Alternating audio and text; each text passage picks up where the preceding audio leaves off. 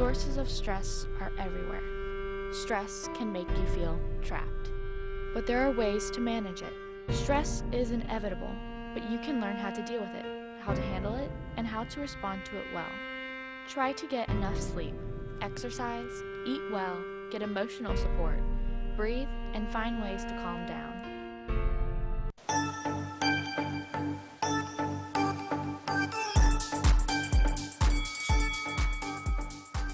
You're watching West Liberty University's Newsline 14.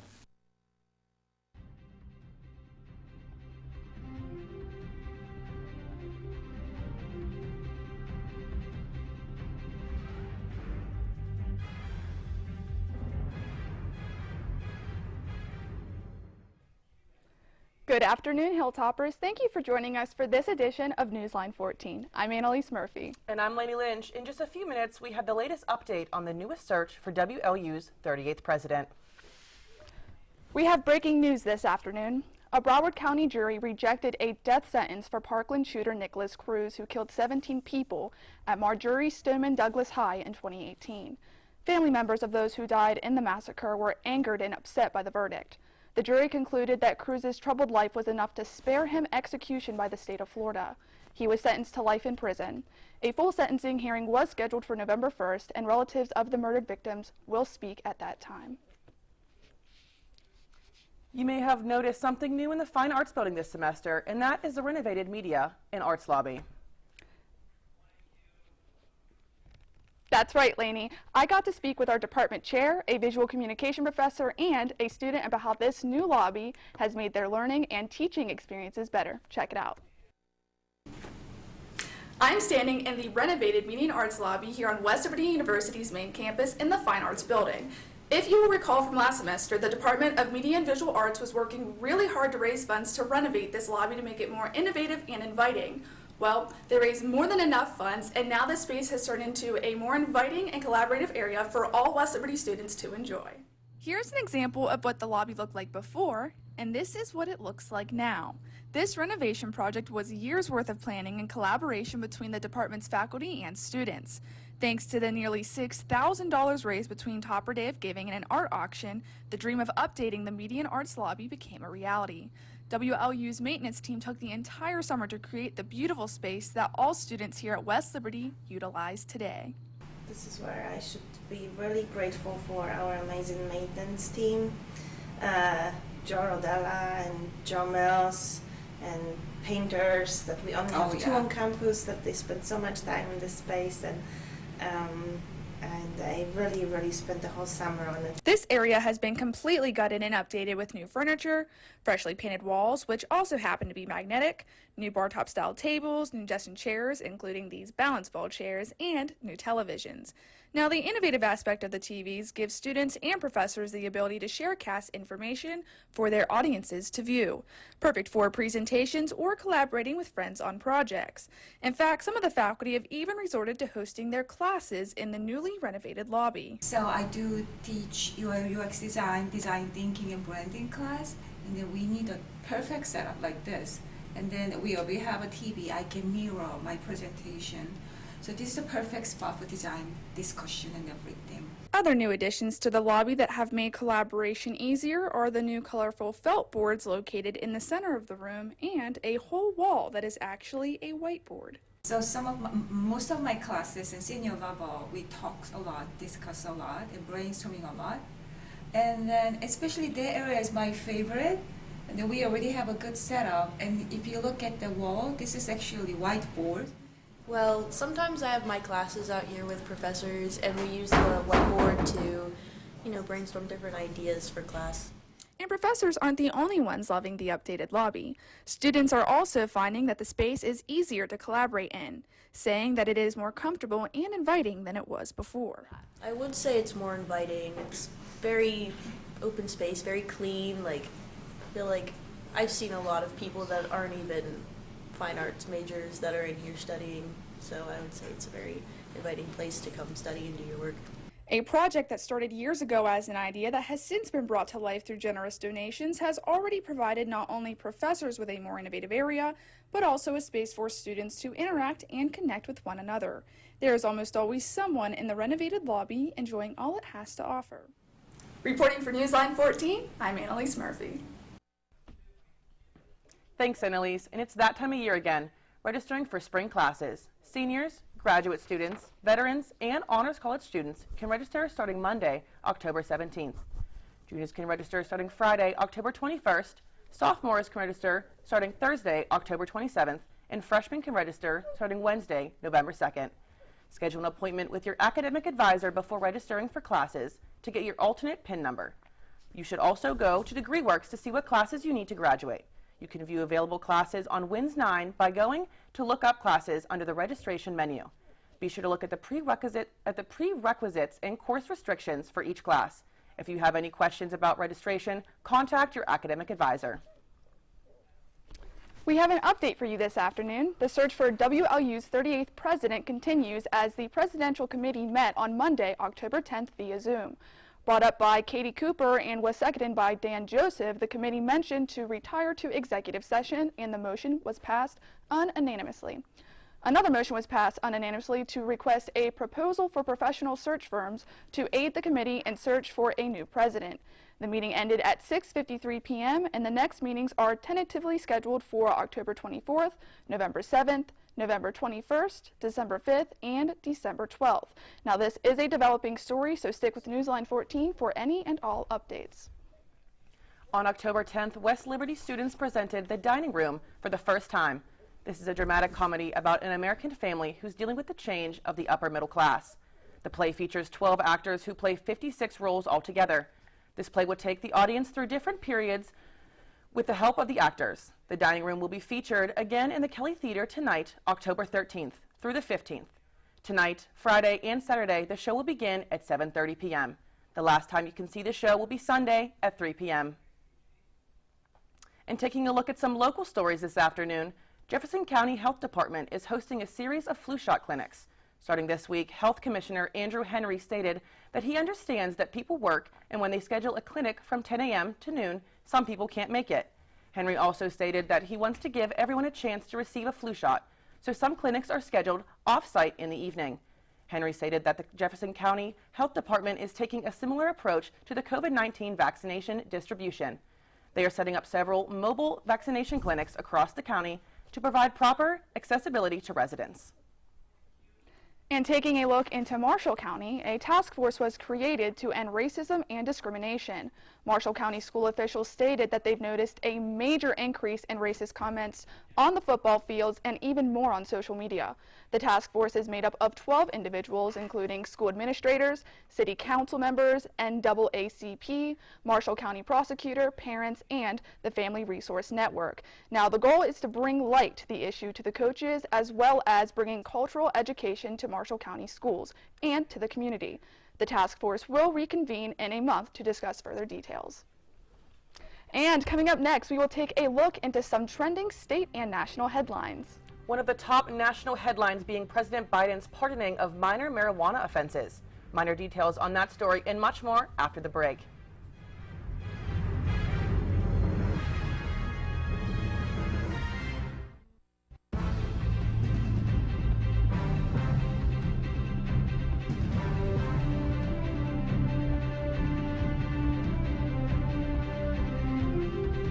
While cooking can be a fun and delicious activity, a lot can go wrong if you're not careful. Here are a few tips to make sure your meal prep is pain-free. Keep raw meat and raw vegetables on separate surfaces to reduce chances of cross-contamination. Make sure your burner is clean so it does not cause any problems when it is ignited. Cook meat until it appears done on each side and take the internal temperature to make sure it is done all the way. Before cutting vegetables, make sure your cutting board is completely secured. When cutting vegetables, be very careful so you do not cut your own hand. Keep a firm grip on the knife and your veggies, and keep your left hand in a position out of the way of the knife. Make sure to keep an eye on everything you are cooking, especially things on high heat or meals that involve butter or oil so they don't burn. Cook your meat thoroughly before adding it to other ingredients. Wash your hands often throughout and clean up by washing your dishes when you're finished. Make sure to use these tips every time you cook to ensure your meal goes smoothly. This message was brought to you by WLU-TV. You're watching Newsline 14.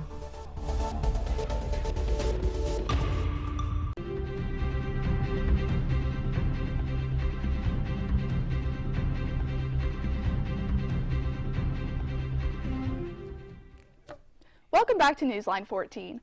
Last week, President Joe Biden pardoned all people charged with federal offenses of simple marijuana possession. These pardons will help thousands of Americans who have lost access to employment, housing, or education. The pardons come as the first step in the marijuana decriminalization process. The president said on Thursday of last week that he is also asking state governors to follow his lead, so that state and local offenses of simple marijuana possession are pardoned as well. According to the president, the next step in the decriminalization process is to begin reviewing how marijuana is classified by the federal government.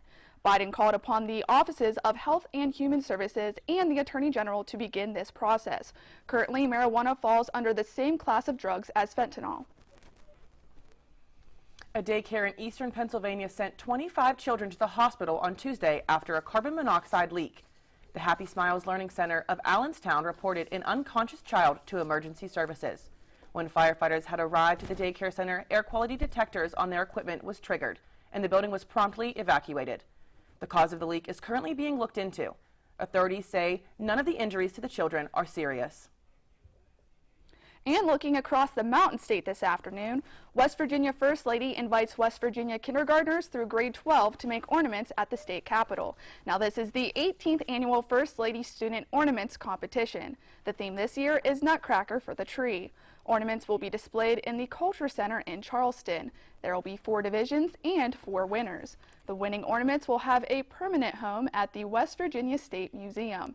For more information, go to westvirginianews.com, and good luck to all contestants. And stay tuned, Ian will have a look at your Hilltopper Sports Update.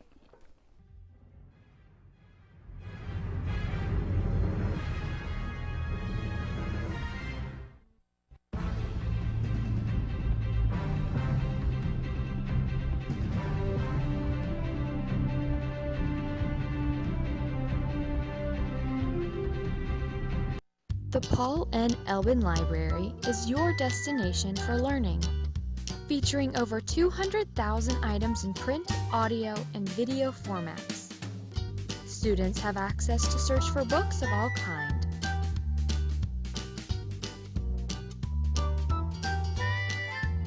Our state-of-the-art egg chairs give the user an immersive experience.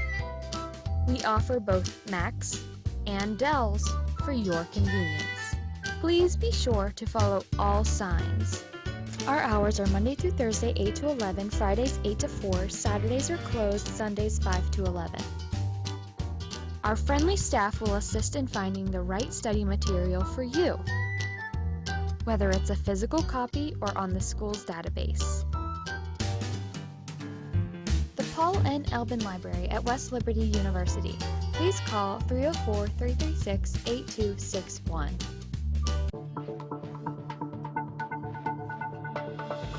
You're watching Newsline 14.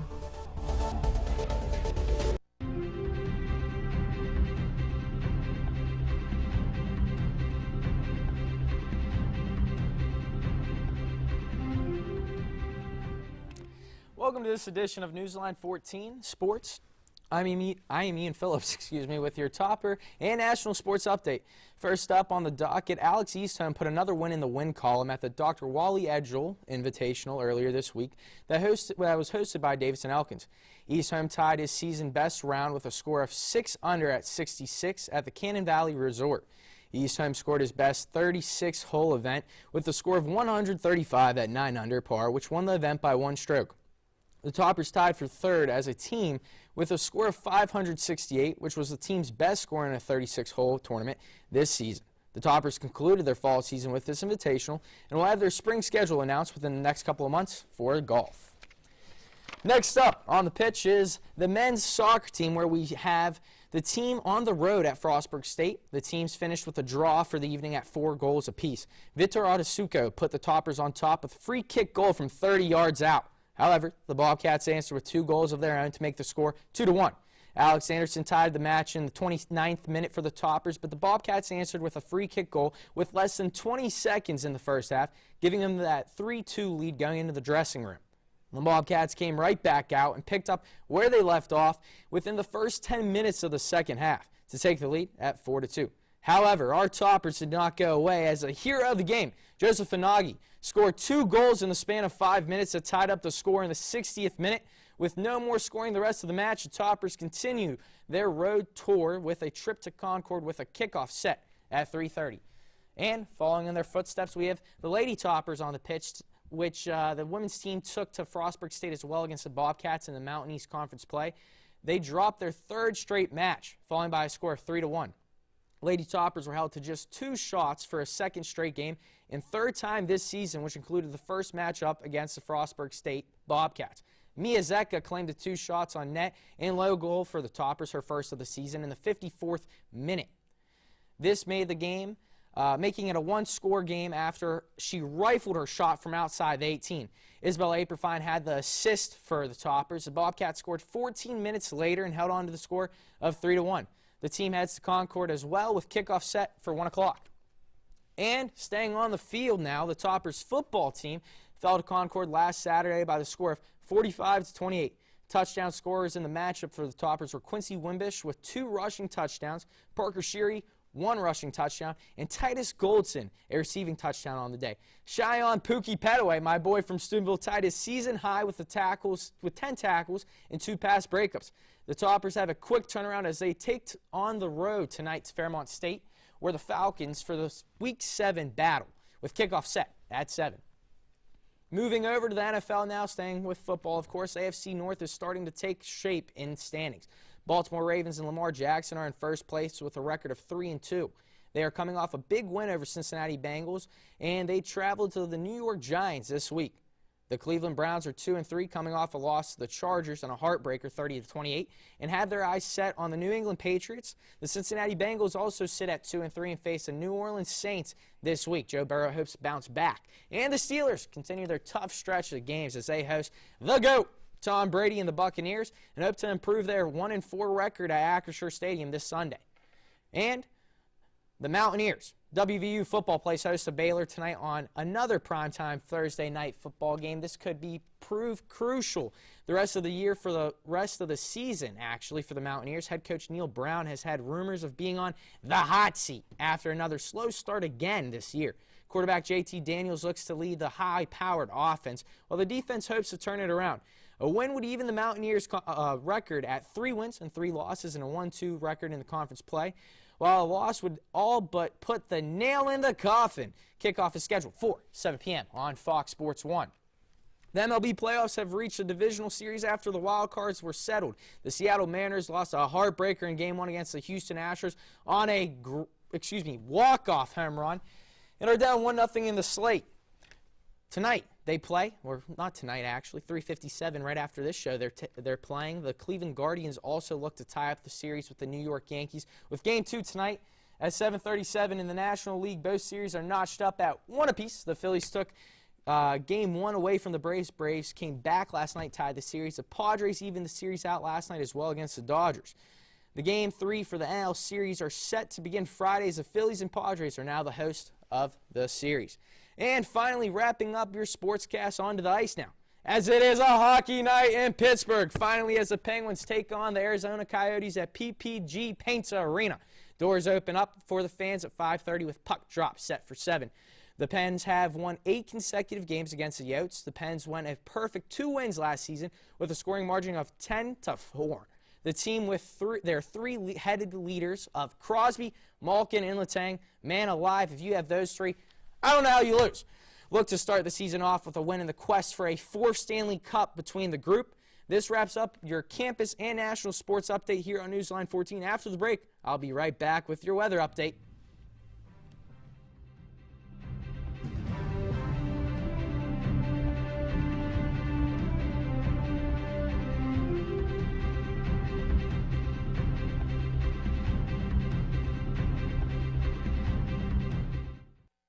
Do you need to work on projects because a deadline is right around the corner?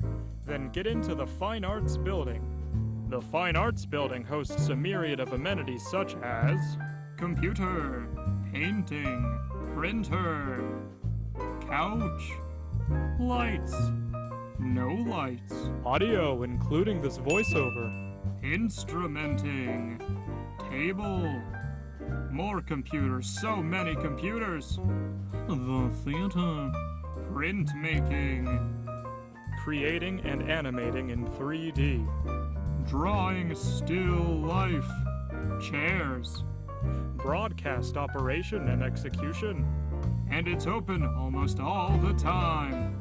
Come in early, come in late. Don't come in at all if you want a bad grade. If you need stuff done, visit the Fine Arts Building. Fab is in its name.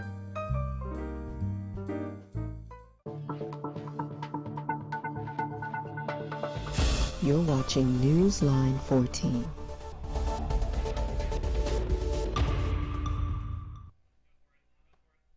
Welcome back to Newsline 14, everyone. Let's take a look at your campus weather update. Here on the hilltop, today the skies are cloudy. Rain earlier today with a high of 61 degrees and a low of 39 degrees. It is currently sitting at a nice, I don't know, I just walked out. It was pretty nice. It was pretty nice, pretty warm. Not warm, I guess it was okay. But it was 60 degrees on the hilltop with wind speeds of 10 miles per hour and 59% humidity.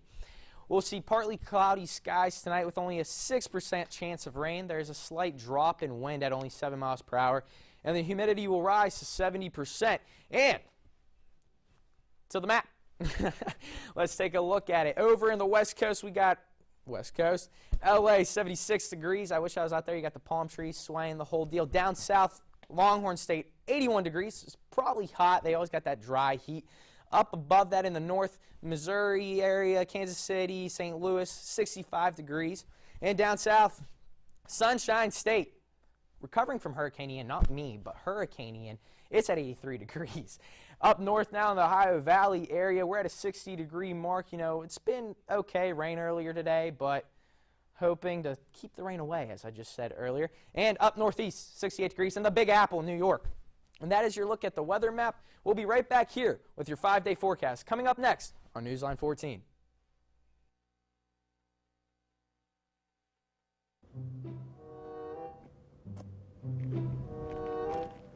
Hey, man, what are you doing?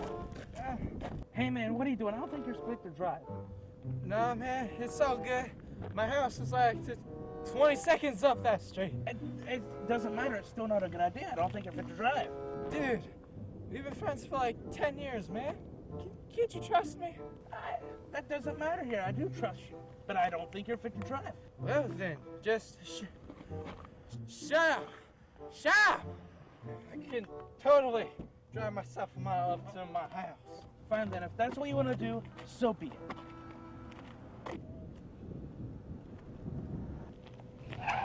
What the?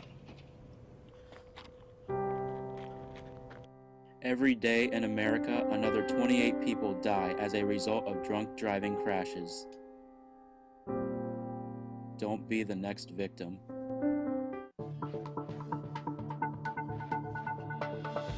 You're watching Newsline 14.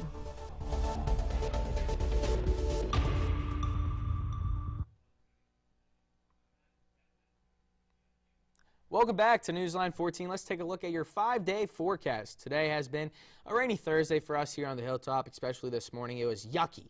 We'll see partly cloudy skies in the afternoon with a high of 61 and a low of 40 degrees.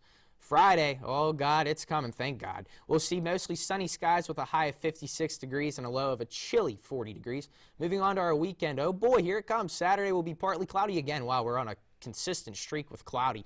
With a warmer temp, 64 and a low of 46. On Sunday, we'll have even more partly cloudy skies with a high of 59. I am bummed out by these cloudy skies. And a low of 43. Monday, we'll have cloudy skies again, oh my God, and occasional rain showers with a high of 50 and a low of 34. Enjoy this crappy weather, and let's have a better week next week. So I'm taking it you are not a fan of the 5-day forecast at all. No, I'm not a fan of any of this. I do say, you know. Florida, I mean, they're warm, we're crap.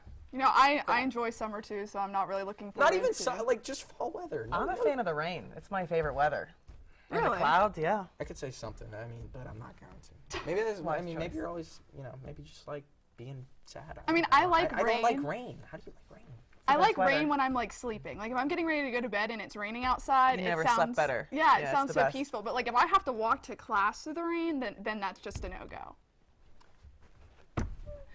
Go ahead, Lainey. Oh.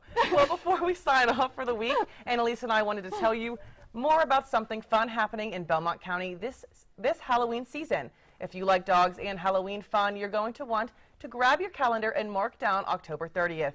Belmont County is hosting a Halloween dog costume party at the Belmont County Fairground building from 1 p.m. until 4 p.m. That's right, Lainey. And my friend and co-worker, 7 News reporter DK Wright, will be one of the judges for the event. Now, this is a fundraiser for the Belmont County Dog Park, and all proceeds will go to the Belmont County Dog Park, which has the potential to be open within the next year. How cute. You know, I shoved my my cat Clark in a sweater, and he was not happy with me.